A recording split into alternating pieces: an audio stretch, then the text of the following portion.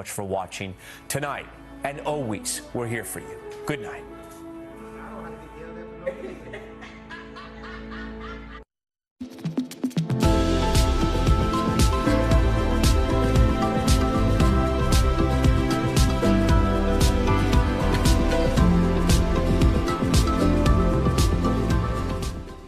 KUAM News headlines are presented by Calvo's Insurance, protecting Micronesia for 85 years. Matson and the Adai Itano program. Apply at matson.com and McDonald's of Guam. I'm loving it.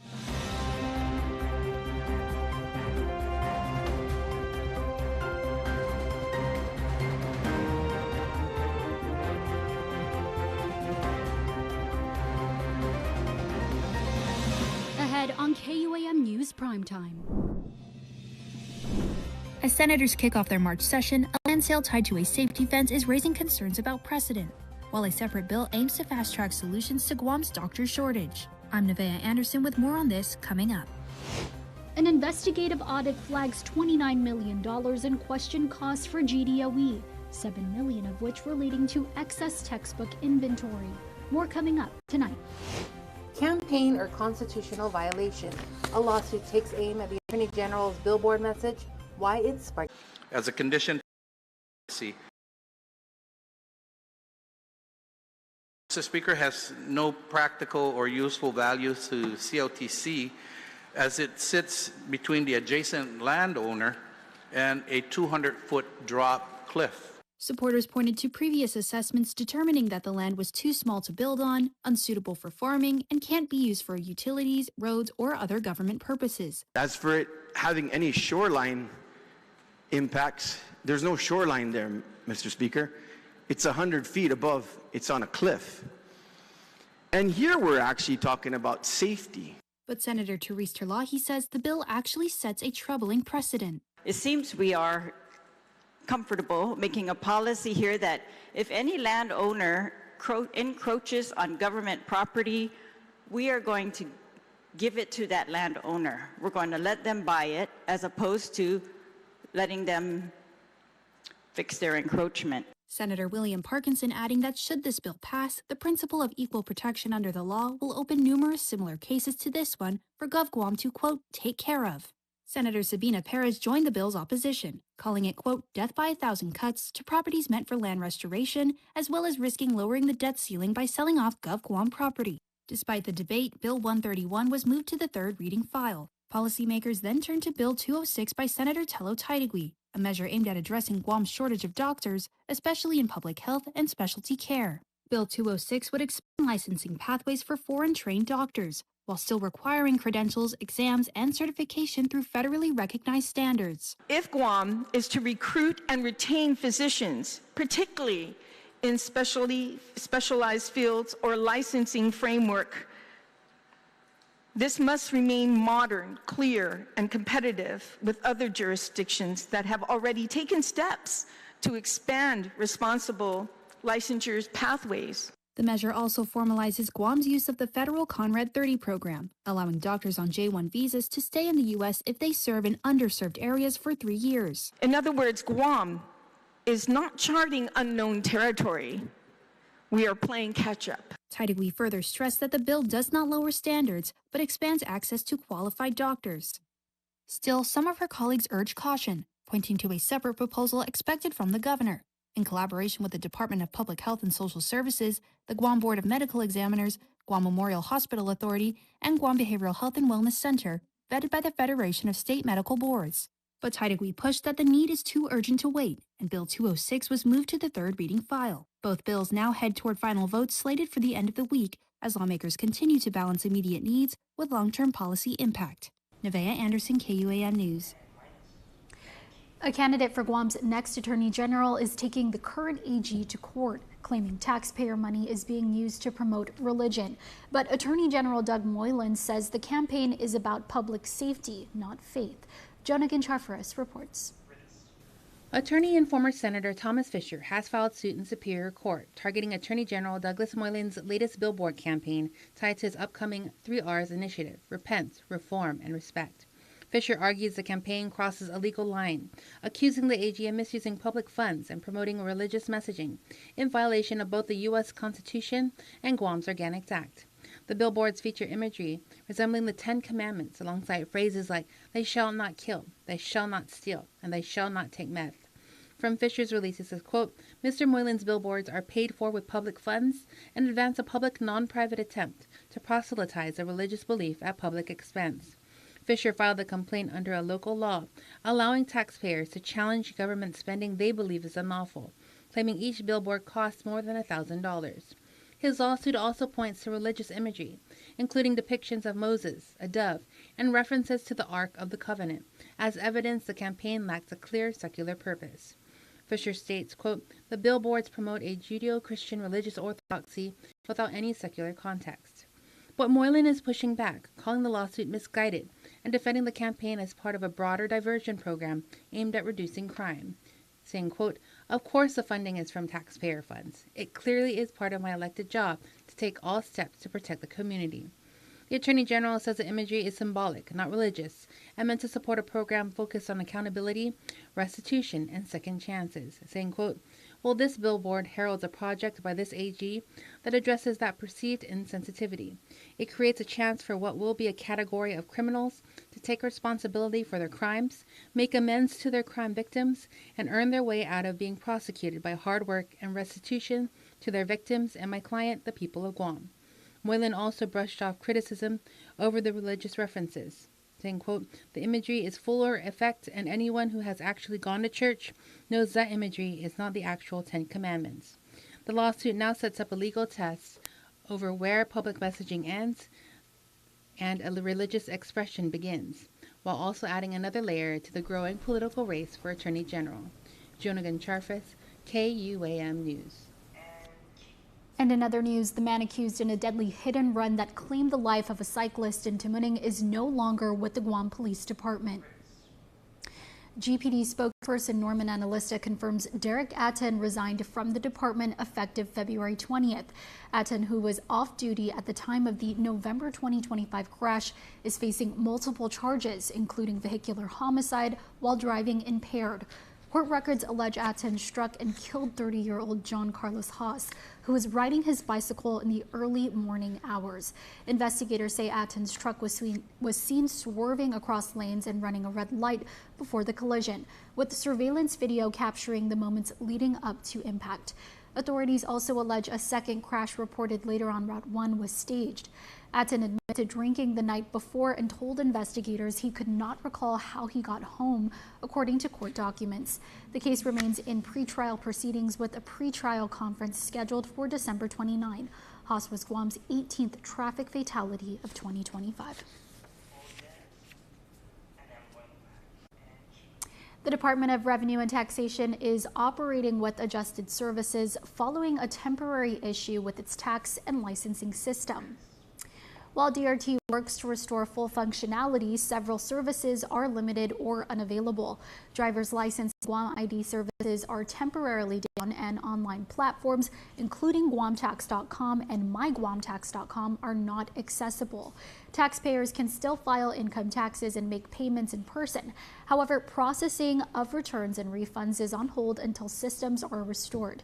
Vehicle registration remains open for in-person transactions at the DPW compound in Tamuning, while business license services are currently limited to application intake only. Officials advise caution when making property tax payments online due to possible display errors that may show incorrect balances. DRT says updates will be provided as more information becomes available. Time for a quick break. You're watching KUAM.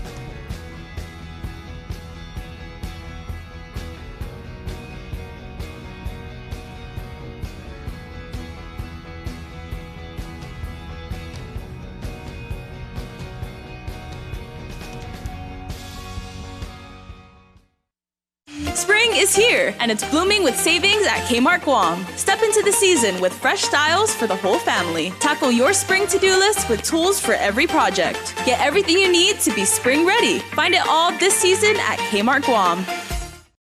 Welcome to the world, Mila. A world where you'll feel loved and cared for, not just by your family, but by your extended family, your community. That's the power of relationships. At Bank of Hawaii, we've believed in that power to build better lives for our customers and communities for over 125 years. So when you need people who will look out for you, look to us. Because with the right relationship, Anything's possible. reach your possible with Bank of Hawaii. Welcome back to Primetime. It's a story we brought you back in 2024. Pallets of public school textbooks apparently ending up in a landfill. Now a joint investigative audit by the Office of Public Accountability and the Guam Department of Education is taking a closer look at the situation, with the report questioning millions in costs. Here's more. It was back in 2024 when education officials grilled then Guam Department of Education Superintendent Dr. Kenneth Swanson over pallets of textbooks, some still in brand new condition, ending up tossed in a landfill following campus cleanups. Now the Office of Public Accountability, in collaboration with GDOE, has released an investigative audit of the department's accountability of textbooks, revealing collective deficiencies totaling $29 million in questioned costs. The report noting textbook orders exceeding documented enrollment needs, resulting in $7 million in excess inventory. A deeper look revealing English textbooks across all grade levels went over projected needs by 152%, while high school math books exceeded needs by 87%. And despite $7.5 million in locally appropriated funds for textbooks between fiscal years 2020 to 2024, the report finding Guam DOE had not used those monies since 2021, instead relying heavily on federal grants, putting GDOE at risk for supplanting. Also contributing to total amount in question costs, $23.9 million related to missing contracts, records, and required Attorney General review, and $1.7 million in unsupported sole source procurements. Now Guam DOE must come up with a corrective action plan to implement audit recommendations. KUAM reached out to GDOE for comment. For the full report, visit this story on KUAM.com. Guam leaders, members of the Red Cross, and dedicated volunteers gathered Friday for a proclamation signing, all working together to make the island stronger and better prepared for the future. Newly appointed Executive Director of the American Red Cross Guam Chapter, Ken Quintanilla, highlighted the team's dedication and the importance of supporting the community. I think the work of the volunteers and the team doesn't stop between storms. Every single day, rain or shine, volunteers are conducting trainings, they're installing smoke detectors, supporting military families, and staying prepared and ready for whatever comes next. And you may not always see the work in motion, but as you can always feel comfort in knowing that it's there, rooted in compassion and commitment of our volunteers, our donors, and our partners. That's what makes our Guam chapter so special, at least to me, our people and our volunteers. Our island people are so resilient, but even the most resilient need support sometimes. And a lot of that can be attributed to our volunteers, our regional teams visiting, our community partners, government leaders like both of you, and our corporate sponsors. They make that support possible, bringing skill, heart, and humanity to families in some of the most difficult times in their life. And with the proclamation signing, Guam officially celebrates Red Cross Month, a reminder of the people who step up, give back, and care for the community when it matters most. Now for a look at your world at home. This week is spring break for a lot of people around the island, so what better way to spend your week off than heading down to Talafofo, to God's country, and hit the links over at Country Club of the Pacific.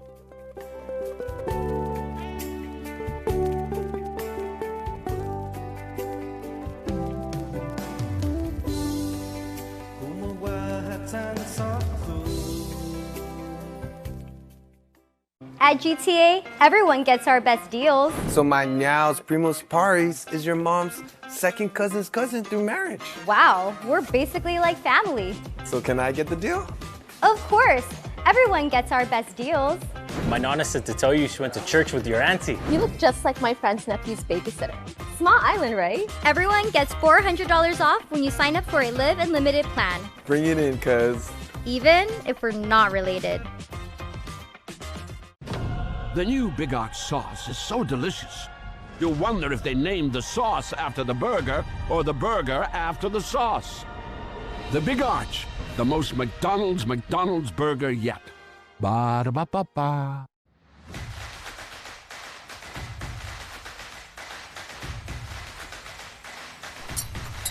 Tonight's sports feature is brought to you by Cars Plus.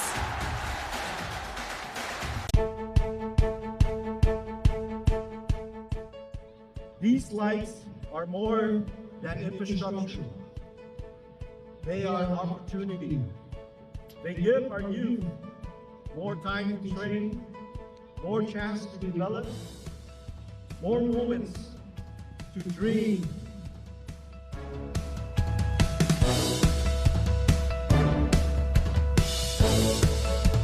Gov, what a wonderful moment.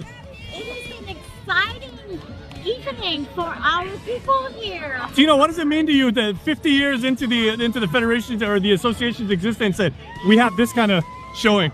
Well, you know, it took 50 years to get here, and there's going to be 50 more years of improvement in the coming years. There you go. And you know, for me, this is a show of our community really getting together to make sure our kids are in a safe place in playing soccer. I have seen the evolution of soccer over the past 2 years, and I am just totally overwhelmed by how we are today in providing this great game soccer. It's the fastest growing and the quickest aggressive evolution. Tonight is more than just turning on the lights. Though it's about what those lights represent. For many of us, we remember where we were when Typhoon Mawar hit Guam. We remember the destruction, the uncertainty, and how much our island and this don't need a work break, keep the smile on your face. The moments you can't replay, and I'll be around. Whoa, count on me for life. Wherever life takes you, we're always here for you. Calvo's Insurance. Count on us for life. Freedom, that's a cheap thing. Freedom to ignore this, that's a cheap thing. Sacrificing facial hair to nature and involuntary blood donations, cheap things. No one signs up for an 800-pound bear chase, but if it happens, cheap thing. VIP parking, exfoliating, treating gravity like a suggestion, saying it'll dry. Free-range parenting, forgetting if that's a moose or an elk, all cheap things. Remembering without saying it. Couldn't be more of a cheap thing. Sweating your tail off, freezing your tail off, an American saving another American's tail. Cheap things. Making a cheap vehicle for only people with cash like him? Not a cheap thing. Or confusing capability with unaffordability? No, not a cheap thing. Making adventure affordable? Now that's a cheap thing. So we're bringing you more cheap things this year, because cheap things should be everyone's thing.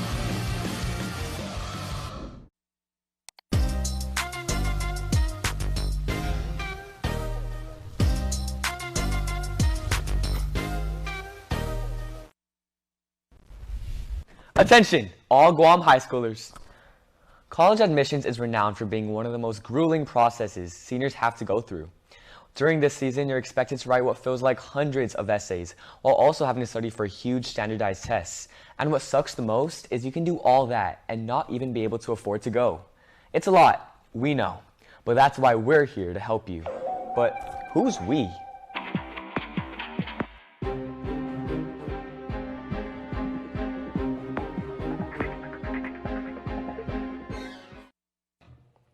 So choosing the right college and major is one of the biggest decisions students make when preparing for life after high school.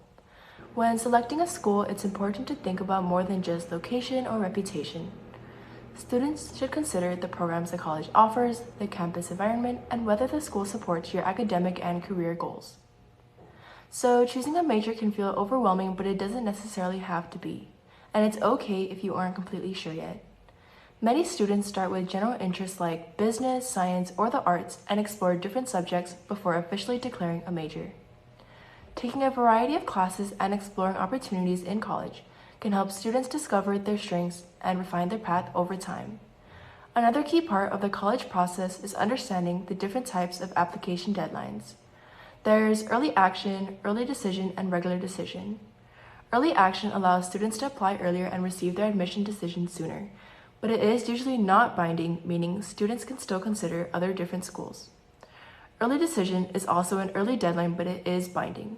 So this means if a student is accepted, they are expected to attend that certain school. Regular decision deadlines come later and give students more time to complete applications and compare their options. So whether you're applying early or regular, planning ahead and researching schools can help you guys find the best college for your future. Throughout my college application planning process, I know that making essays is super overwhelming and confusing at first. But I've learned a few things that every student must know before diving right in. First, where do you even write these essays? Most students apply through platforms like the Common App or individual college websites.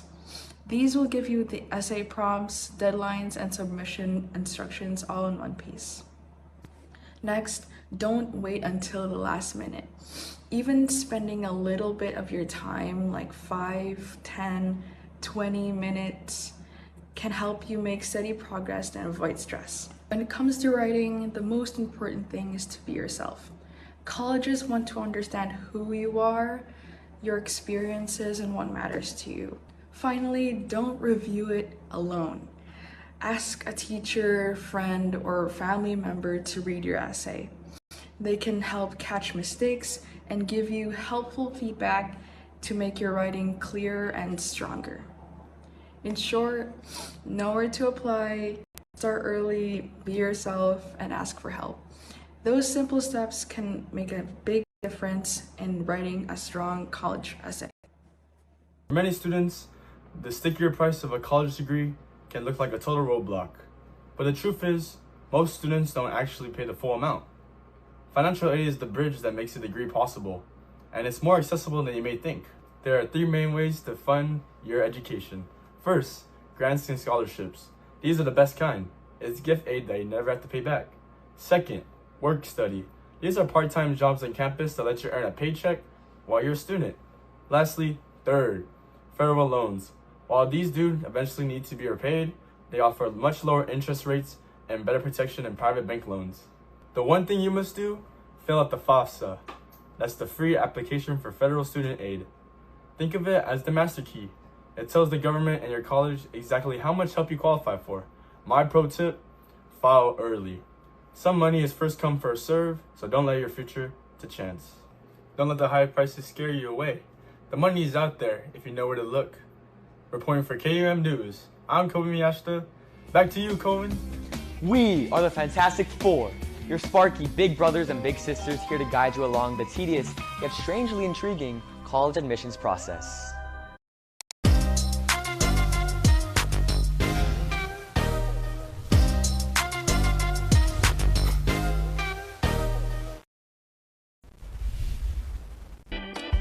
News Bites is brought to you by Docomo Pacific Better Together, Fresco Clothing, original custom design apparel of Guam and the Marianas.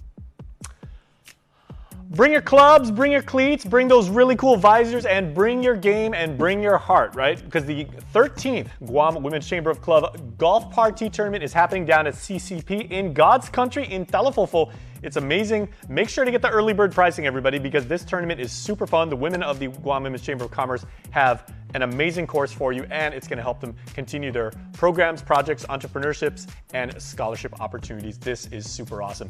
Easter egg hunt is right around the corner, everybody, and right up in Dedido at Lenzo Park, right around the Santa Barbara Loop, right? the mayor's office is going to have a wonderful annual Easter egg hunt. And they put out, I think the last time they said, the mayor said they put out like, over 500 eggs, like the plastic ones, the real ones, and everything. It is super awesome, so make sure to go there. Take videos too, post them on social media because Dedido is awesome like that. All right, the GMH Volunteers Association Charity Ball is happening, and we need to make sure that our Pink Ladies can support our hospital. So make sure to go to Gupa Corrida, get your tickets, buy an entire table, and let's help these wonderful women continue to help our hospital because lives literally depend on it. All right, and then put me in, coach. I'm ready to play. I've been waiting all summer to actually say that. And you know what? Opening day is coming here on the 27th. We got baseball, everybody. Major League Baseball. In fact, Pirates at the Nets and the D-backs are traveling to the defending world champion LA Dodgers in Chavez Ravine. Woo! We got a whole slew of America's pastime. Hardball. Yo! That's going yard. All right, birthday's coming up next.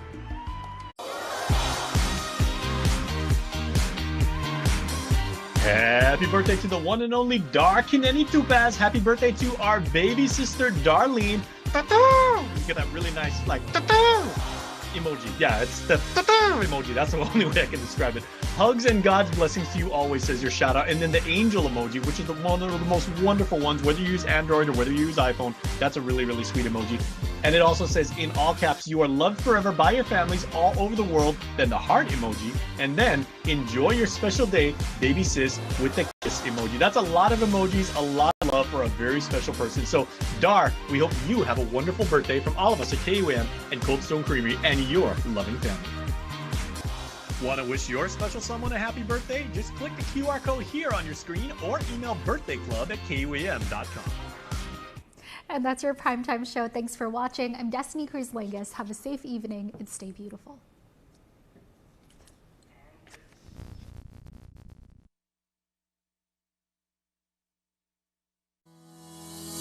Thanks for watching Health, Home, and Lifestyle right here on KUAM. Check us out anytime on our YouTube channel, youtube.com/KUAM News, for all of our episodes about how you can live a happy and healthy island life.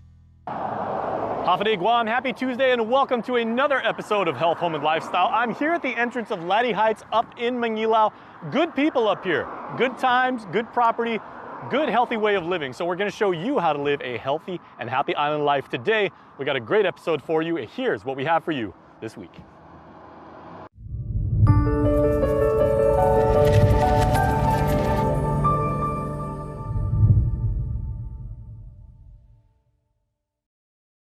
Hafa day and welcome to Tuesday, everybody. It is Health, Home, and Lifestyle, and this is House to Home, the segment of the weekly show where we bring you everything that's going on with our island's real estate community and how you can get the very best deal and make smart choices when it comes to really finding that property of your dreams. Liz is here. Gina is working on something right now, but we have a very good friend of ours in the KUM News Zoom room, all the way from Pentagon Federal Credit Union, and Frank Charfers, by the way, loan officer extraordinaire. I did not see you in the family. You guys are about the strongest soccer family I know, and over a Sunday over there at GFA and everything, they turned the lights on, but I miss you guys, man. I always see you guys over there. Yeah, we unfortunately we weren't able to attend. Yes, we are definitely committed up there. Both our kids are always playing soccer, so we can't wait to play up there under the lights. It's been long awaited for sure. Well, both you and the wife are doing amazing things with real estate and everything. And it really is a family operation, even though, Tanya more on the agent side and the realtor side, but you definitely on the financier side. So your input on today's topic is most appreciated, my friend. Yeah, great. Liz asked me to jump on with this assumption process or transaction type. So, and when they say assumptions, you know how that phrase goes, right? But this is a different context about that. For sure. Yeah, for sure. So there are different intricacies with VA assumption loans, and I felt that Frank handles a lot of those, and I feel it's important to have a discussion as to the different things associated with VA assumptions.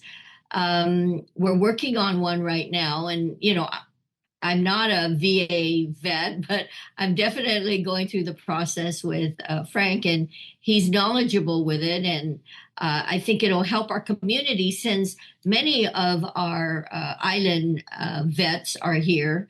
and the interest rates are on the high side right now, and some of the VA loans have lower interest rates, which makes it doable for assumptions, but it's not as easy to get there. So Frank can explain what's associated with VA assumptions. Excellent. Yeah, and Frank, as long as I've known you, I don't know this. Did you ever serve? No, I fish. Okay, there you go. So just circling back to Liz's scenario, right? So an assumption mortgage transaction is you are taking over a seller's terms on the existing VA loan. All VA loans are assumable. So there is a document you sign at closing that talks about that, and you have to go through the lender's requirements, application process, and so forth to take over a veteran's home loan. You don't have to be an active duty veteran or be VA eligible to assume a VA loan. So as an example, let's say you're the seller, Jason, you have a VA home loan. I'm coming in, your house is listed with Liz, and you have 3% as a rate. So your sales price is 500,000 and your balance is 400,000. That gap is your down payment. A traditional VA purchase, there is 0 required as a down payment. So in this scenario, since you're assuming the existing balance, that's spread between what the sales price is on the final purchase agreement minus what they owe is your down payment. And then you still have transactional costs or closing costs. I tell everybody, factor 4% of the sales price. That will be your closing costs. So you have your closing costs, you have that gap or that down payment, and then that's the total picture as to how much you'll need out of pocket. But what's really nice about this product or this type of way to acquire a property is, one, you don't need an appraisal. Two, it's a manual underwrite. So I'm not pushing your file like a traditional purchase through a computer and it gives me an outcome. It's a manual underwriting process. So we'll look at the ratios. If the ratios fit, your W-2s confirm your income, and these are your credit scores, and these are your obligations. And obviously you have to get home insurance prior to closing. We'll approve the loan. So I really like that aspect of that manual process because I've had a lot of files not go through because of maybe, C- credit scores, if you would. Mm-hmm. Okay. Now just for proper context and everything, when we say, VA loans and everything like that, what actually qualifies as a vet? Is that anyone who has served in any branch of U.S. military service for any amount of time? Because I know some people like they'll get in or if they're in the ROTC program, they do 5 years as per their first contract. And then, some people are lifers, some people, don't re-enlist. So that's a great question. So to be eligible for a VA home loan or a purchase, if you're just buying a house with your certificate of eligibility, you have to have been active duty for at least 6 months or deployed for 90 days. So as an example, the National Guard guys, if they're deployed for 90 days and it's non-educational type of deployment, you're eligible for a VA home loan. So how I vet that is before I pull your credit report, I'm going to go to our lender portal on the VA platform, and all I need is your social security number and your birthday year, and the system will generate a disposition or an outcome. It's either going to give me the certificate or it's going to ask me for some other documentation. So I do that on every loan before I pull credit, just to make sure you're capable of getting the loan. Active duty, for active members, it usually pops up, but for the National Guard guys, if they haven't had that certificate generated, it's a good practice to see if you're eligible because sometimes I've got to go another step and ask for other documentation to get that certificate. And that's really good because I know some people have asked Liz and I this over the years, Frank, is they'll say like, okay, did you have to be active duty full time or could you be reserve? Could you be in the Guard? Could you be like a civilian employee of a military unit, like attached to that unit and everything like that? So they want to say when you are, veteran, what exactly constitutes that? So, we appreciate the context. Yeah. So yeah, the other thing I want to point out is that you can, a vet can buy how many homes? One home. And then if they sold it, they can buy another one. But we have cases where they've already bought one home and they'd like to buy a second one. Isn't that subject to their entitlement? I know there's different things that are required. Yeah, so every state and every county will have a VA loan limit. If you've never had a VA loan, you're not subject to any limit. We as a lender have a limit. So our largest loan we could lend on your first transaction is zero down payment would be $3 million. If you own a property today, and let's use Guam as an example, our loan limit out here is about 1.2 million roughly. So if you bought a house 10 years ago and you paid 600,000, you could buy another house without paying off that other house and come in at zero down at 600,000. So anytime you have an entitlement out there that hasn't been paid off, or a VA home loan that hasn't been paid off, you're going to be subject to the county loan limits and what the entitlement was charged on your certificate. So if I were to get that certificate today, it will show that you acquired a property 10 years ago, and this is what you paid for it, and this is the entitlement charge. So I have a quick calculator that will tell me like what area you can buy into and what the down payment scenario would be. I get those questions every day out here because you have active duty that own property here. They become landlords, and let's say they're PCSing out to Norfolk, Virginia. And so we go out there, the limits out there are roughly, I think it's about 740,000. So there's a calculation we have to do to factor what their proposed price is at zero down. Anything above that will be a down payment requirement. But you can have more than 2 or 3 loans out there on your certificate still outstanding. It only affects you on your down payment situation if those loans aren't paid off. So this is not like, obviously this is not like the civilian first-time home buyers program where like if you're a young couple, you get assistance from the feds to, like get that home of your dreams. This is in recognition of your service. So you can have multiple loans outstanding, as you just said, Fred. Correct. So it's an entitlement that you have. So it's just because you've used it already. Some people call me up and say, Frank, I've already used it. I can't do a VA loan. You always have that eligibility.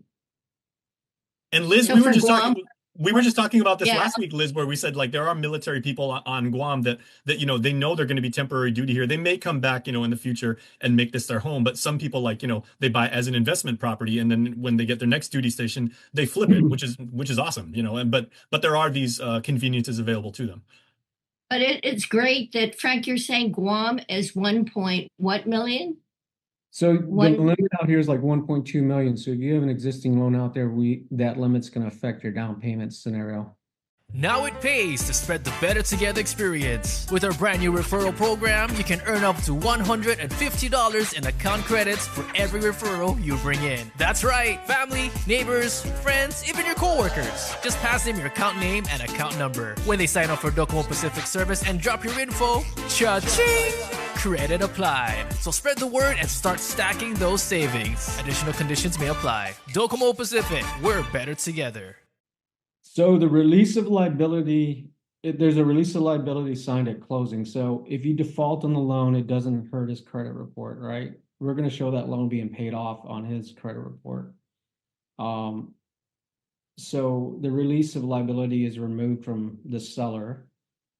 His entitlement, if that loan is defaulted, because if it's not, it only zeroes out once the loan's paid off. So if there's a default on the loan, that entitlement will never go away. So it can affect your capacity to buy at zero down in your next location. So that can follow you in that case. It affects the calculation on the loan amount. So yeah, okay. I've seen that certificate before where it says foreclosure, and I'm like, oh man, looks like we're not going to be able to do a deal. But all that does is it affects that calculation I have to do for the house you're trying to buy. Hey, Frank, here's a hypothetical for you, right? We know every so often that, you'll see married couples like in the military. is it possible, or have married couples tried to say, obviously we are each other's, like a, our financial accounts are conjoined, we're life partners and everything like that. Can they combine those two if they were to apply for a loan, or is it only relative to the individual and their service to the country? In regards to the entitlement, or Yeah, like if they're married, could they kind of like combine it and say, oh, I get 1.2 million for Guam, now I got 2.4 because it's me and my wife going in at the same time. Yeah, so it's individually. So if I have two active duty vets buying a house out here, I'm gonna use I can use either certificate to tag that house to their certificate. Okay. How would you typically do that? Is it the one with the least debt, or the higher ranking of the two, or the one with more years of service, or at that point it's at or is it at the discretion of the lending institution? It's for me, I kind of control that process, because if you never use your entitlement, the VA funding fee, which is a charge that can be financed, it's like 2.15%. So on a subsequent use, it's 3.3%. So as an example, if you had a loan outstanding, that VA fee is gonna be 3.3. But if your partner or the other person on the application, their certificate was zeroed out, or there's never been a VA loan, that fee is 2.15. So I would just put the entitlement charged on the person with no use yet, or their first time. Okay. It saves them like 1.5% as a fee. So Frank, what is the window of time, since everything is manual? It's a simple process, well, not a simple process, but appraisal is not required, which is great. What's the window of time to close that transaction? If the buyer is, because the process is all electronic and online, right? So there's no paperwork on my side. Everything's kind of dropped on that loan application electronically. So I'm not going to ask you for any paperwork. But if they're organized and they know how to do that, you're probably looking like a 30-day process. Title turn time is about 2 weeks. So let's say insurance turn time is about a week. Underwriting about a week. So I'd say about 30 days in and out. Every file is different. Some files, they're self-employed. They've got to give me 2 years of tax returns. But if it's just a traditional W-2 buyer, it's just your W-2s and pay stubs and bank statements. That's it. Frank, how much more paperwork are the VA loans, like as opposed to like maybe their civilian comparable loans and everything like that, given the fact that, they're federal employees? It's the same docs on your end that you've got to provide: W-2, pay stubs, two bank statements. So it's the same checklist. There isn't more paperwork. It's just, VA has more disclosures, if you would, but everything's paperless on our side. You're not touching any paper. So you go to a link, you'll view all the docs, electronically sign it, comes back to me saying you've signed it with an intent to proceed, and that's when we do our stuff, a lock a rate, order appraisal out, or title out. So on our side of things, it's very paperless. We get frowned on when I have paper on my desk, so we try to. So it's perfect. It's perfect even if you have an off-island buyer or someone who's traveling. It makes it simple because everything's online. It's too easy to do a home loan nowadays. I like the sound of that. Yeah, no. Sounds good. Okay, and seeing as how you're a Pentagon Federal Credit Union, Frank, and you guys have branches all over, do you see locally, is the volume of traffic you're getting from, like, say, local kids who then enlist and then are serving, or is it, servicemen and women coming from other parts of the world and they know this is going to be like their duty station, and like who do you see that transactions that you process more?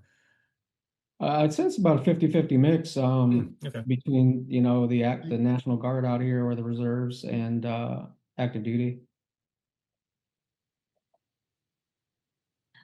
Yeah, Liz, how many of these like showings, or how many clients actually walk in to your office and say, I'm a vet, I've got an X number of years of service, and my family's like looking for a house, either because we want to make this place our permanent residence, or we see it as a very lucrative investment opportunity, or we're just shopping around? Actually, over the years, we've seen an increase in VA buyers because they're relocating here and they've got their housing allowance and they might as well turn that into equity by the time they leave their duty station. And so I think over the number of years, we've seen much more in terms of VA buyers, with our office at least. And now it's like the assumable loan types are what we're starting to experience. People are looking for assumable loans with low interest rates because some people's loans were like 2 and 3 at one time, right? Right, Frank? And I think the one that we have now, the one I'm working on, at least it's a 5.3, still lower probably in comparison to some of the other loan types that are out there. So I like the fact that no appraisal is required for the assumable. I like the fact that it's a shorter time frame. And for Frank, paperless, that's great. And it sounds like it's less of a headache in terms of the loan process, which we appreciate. Anyway, whenever we get this type thing, we dump it on the loan officer. They do their magic to make things happen. And we truly appreciate the loan officers who handle. And we always talk about the loan officers stay in their lane doing loan processing. The realtor stays in their lane doing the real estate aspect of the business. And then the escrow does their job. And we all work together to make it happen. Mm. What are some of the biggest misconceptions, Frank, with these types of VA loans like that you see? Because I know I just did a story with some really leading island youth here who are organizing a mental health conference. I mean, I know it's not exactly apples to apples, but they said the message we want to get across is it's not that Guam has a shortage of mental health resources. We just want to make sure that our peers are aware of how many resources they have so that they can use them. What are some of the maybe the things that maybe vets don't know about, or affordances to them that they don't take advantage of? Yeah, I think the ones that pop up a lot is that they've used their VA benefit to acquire a property already, and so they think that they can't use it anymore, or they bought a house when they were active duty, now they're out of service and they can't use it after that. Debt ratios, we have one ratio. I don't really tell everybody this, but our cap is 65%. So your gross, your total debt load, house payment, credit cards, auto loans cannot exceed 65%. We won't close a loan greater than that. So that's one thing that I tout all the time because a lot of lenders don't go up that high. We also gross up any non-taxable income like housing allowance, utility allowance, VA disability income. So if I need to gross it up, I can, and that factor is like 25%. So if you're getting $4,000 housing allowance, I can gross it up another $1,000. So in essence, you're making $1,000 more on paper. Well, this is great because at least with this show, we're getting the word out to all the vets out there here on Guam that they can get a loan up to 1.2 million. If they've bought a home before using a VA loan, they still have an opportunity to buy another home, provided, of course, their income source and their credit scores are in alignment as part of the requirement. Again, it's great news for our vets here on Guam. 1.2 million is a really nice house. That's one of those TASI 17 condos, right, guys? Yes. Yeah. Great view too, and in lieu, and to anyone who may have served, and as Frank just broke down, with his expertise, if you are active duty, National Guard, Reserve, the world's a crazy time right now, but we thank each and every one of you from your service. That's from the heart, from all of us as civilians and everything. We appreciate you guys and we love you guys. Yeah. So Frank, thank you for your. Hey, thanks for having me. And if any listeners or watchers out there need me or want to reach out to me, all my credentials are on GuamVALender.com. Or you can just go up to GFA because he's there watching his kids play soccer, or go check him out when he's fishing. Will do. Yes, for sure. All right. Hey, Frank, man, we appreciate it. Thank you so much. Hey, appreciate your time. Thank you.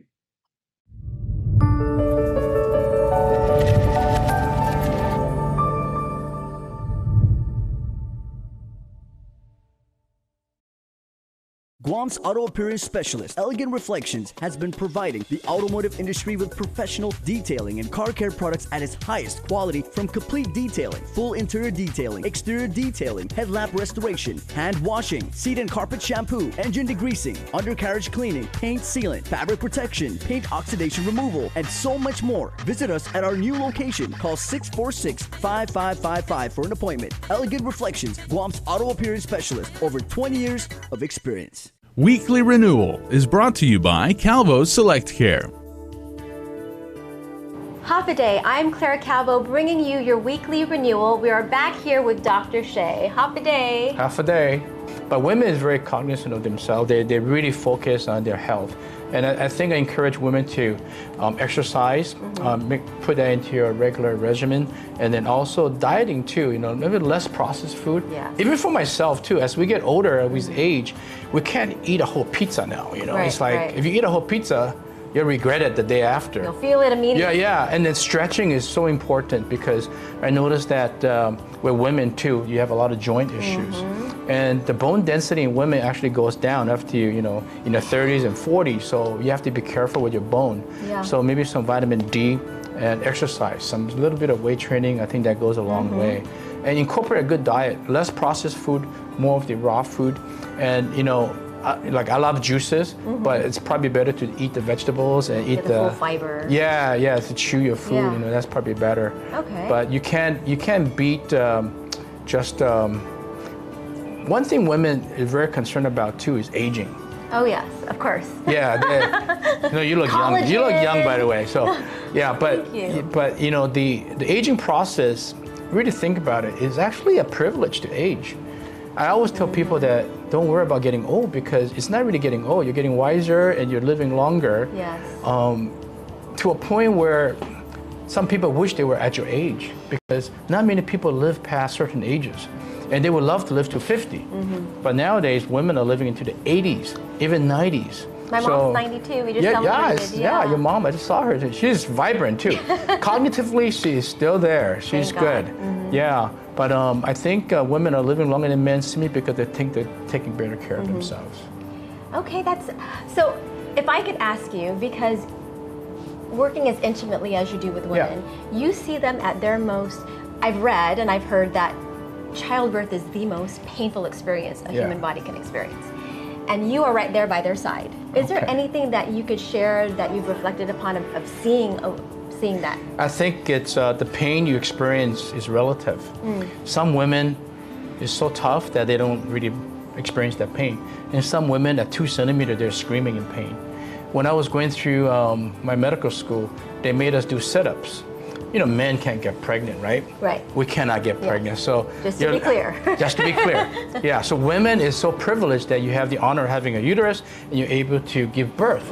And so how do we experience it, right? Some people say, well, we can electrocute you. Well, we don't do that. I saw videos where people they did that. Yeah. But in medical school, what we did was they made us do sit-ups.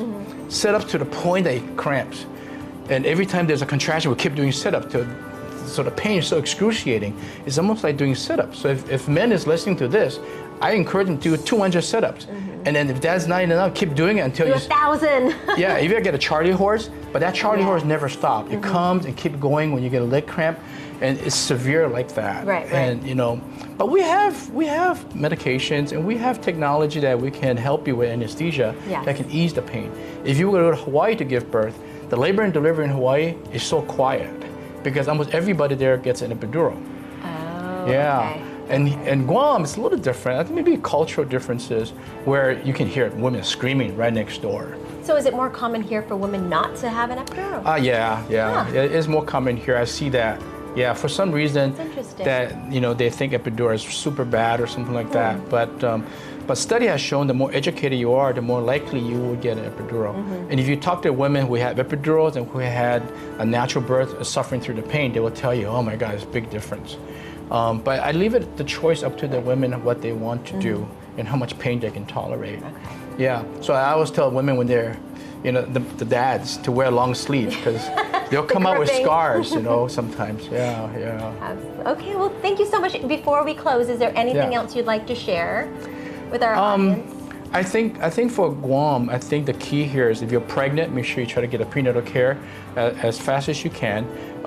If you don't have insurance, I would, apply for Medicaid or something, and then public health should step up and they actually help you. And they do, right? And they do. They should. Yeah. If they don't, you got to complain, speak up. And women is great in speaking up. Yeah.